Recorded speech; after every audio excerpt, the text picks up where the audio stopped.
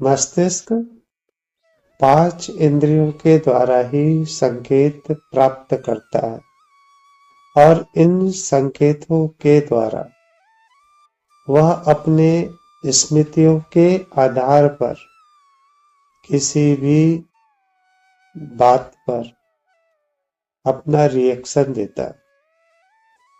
मन अधिक प्रभावी है, जिसका काल्पनिक मैं बहुत ही अधिक प्रभावी होता है, अर्थात मन प्रभावी होता है।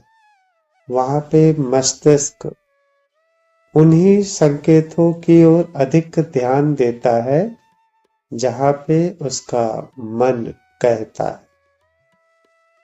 चित्त का अर्थ केवल और केवल जो भी संकेत है, उन संकेतों को मस्तिष्क मन के अनुरूप या अपने काल्पनिक मैं के अनुरूप अधिक फोकस करना, केवल यही चित्त है।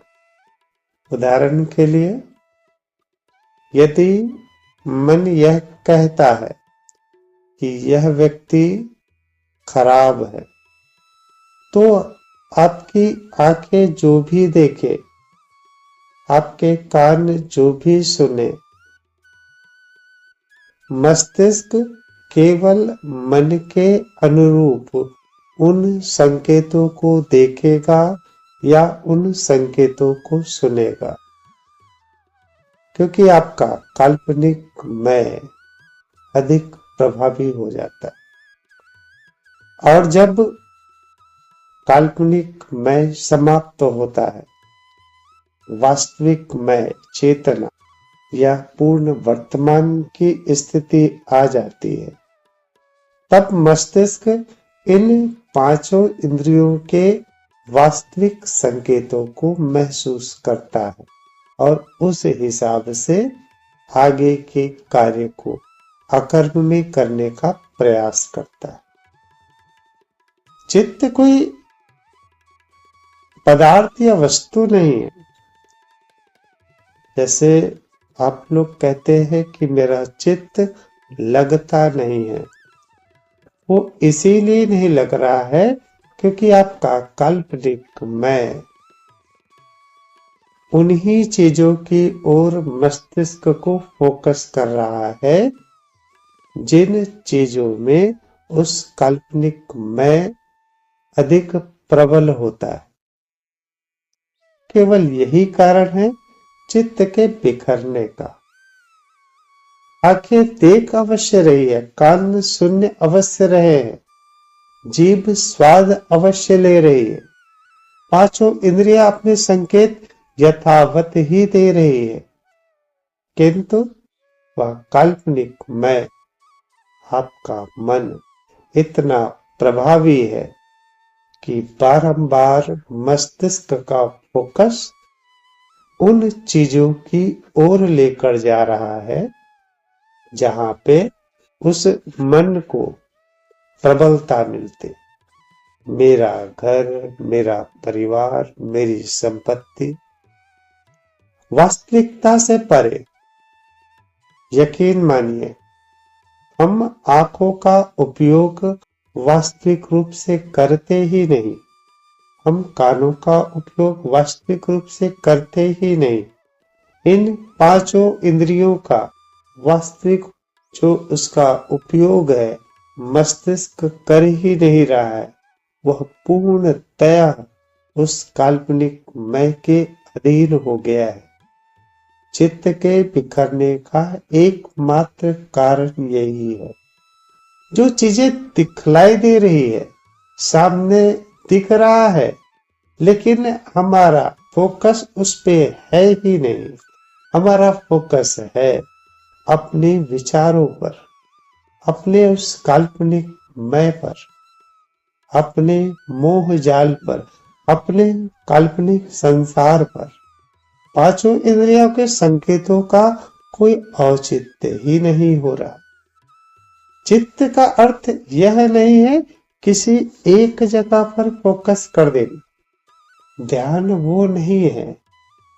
ध्यान का अर्थ है जो वास्तविकता है, जो सत्य है, जो अभी घटित हो रहा है, उन घटनाओं को वास्तविक रूप से महसूस करना और मस्तिष्क उस हिसाब से कार्य करना, अकर्म में रहकर।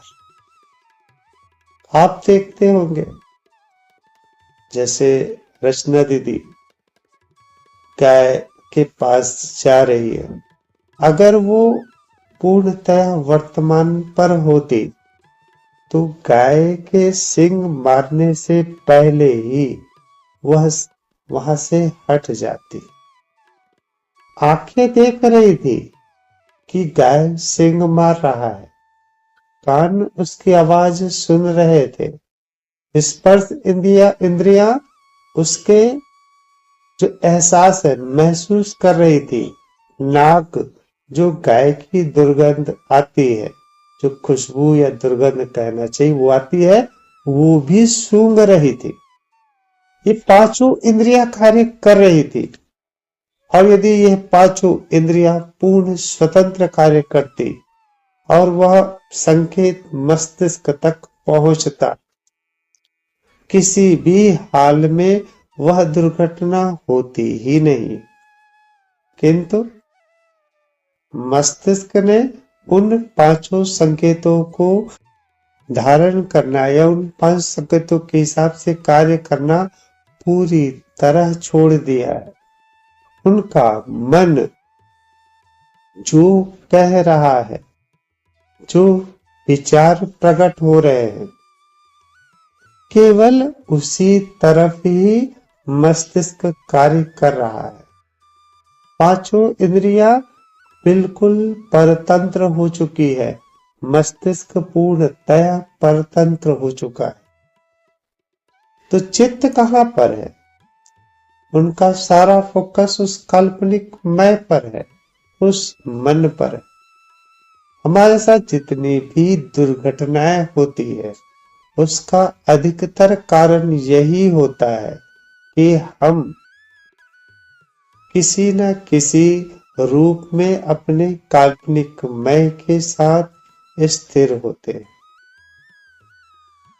कई बार आपने सुना होगा कई जानवर भूकंप आने से पहले इधर उधर भागने लग जाते, चिड़िया वहां से उड़ने लग जाती है, चींटियां धरती के अंदर प्रवेश कर लेती है, चूहे इधर उधर भागते हैं। क्यों? हमको बाद में पता चलता है, जानवर को पहले पता चलता है? ऐसा नहीं है।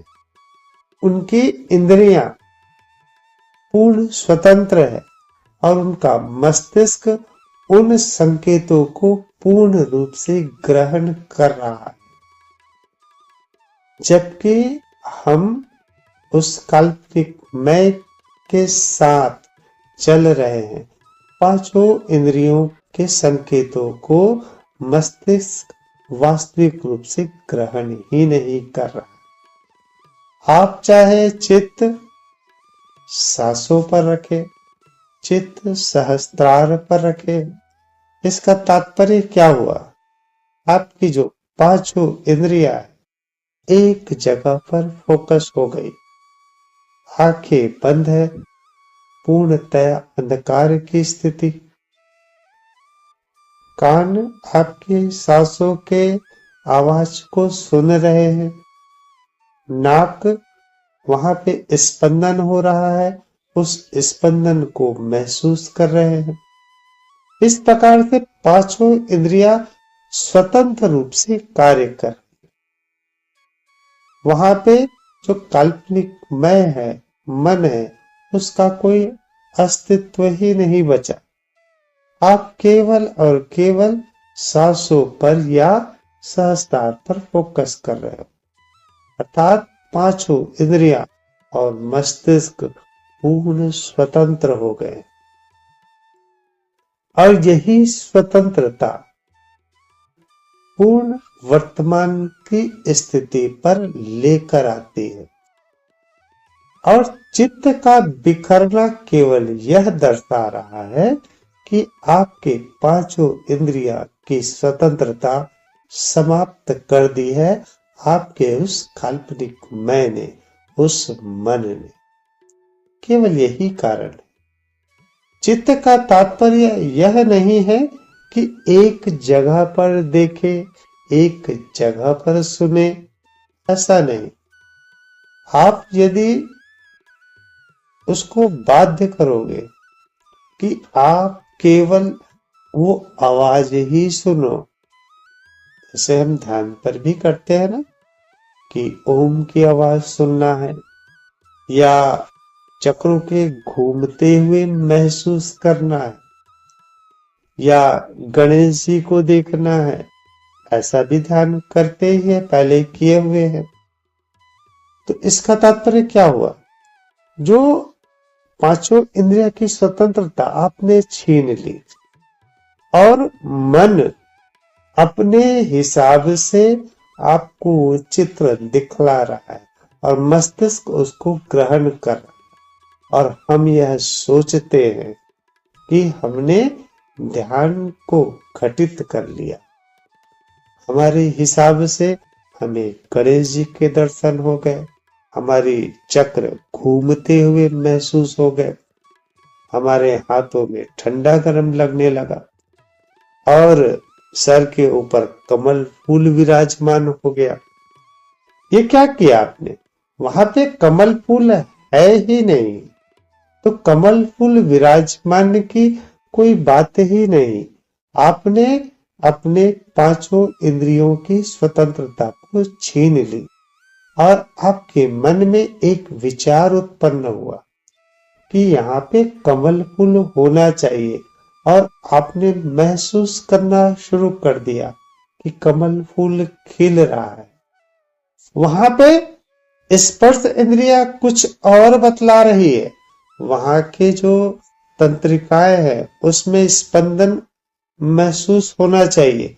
उसकी जगह पे आपने कल्पना के रूप में कमल फूल को विराजमान कर दिया, अर्थात आपने उसकी स्वतंत्रता समाप्त कर दी।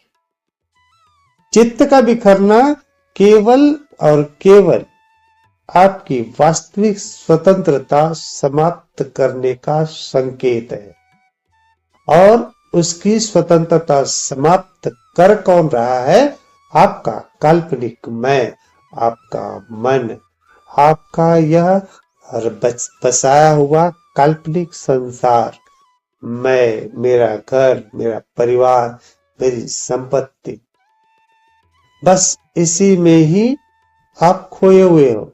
और वास्तविक जो घटना घटित हो रही है, उस घटना के प्रति ना मस्तिष्क जान पा रहा है और न ही पांचों इंद्रियों को बताने की अनुमति भी दे रहे हैं। चित्त का बिखरना केवल यही है। जितना अधिक आपका चित्त बिखर रहा है, आप मान के चलिए उतना ही गहरे आपका काल्पनिक मैं, आपका मन प्रभावी है, और सारा जीवन यही रहेगा। अध्यात्म केवल आपको स्वतंत्रता देता है, आपके शरीर को पूर्ण स्वतंत्रता। जिसका जो गुण है वो वही कार्य करे, और मस्तिष्क केवल उन संकेतों को, वास्तविक संकेतों को ही ग्रहण करे, और यही चित्त की एकाग्रता।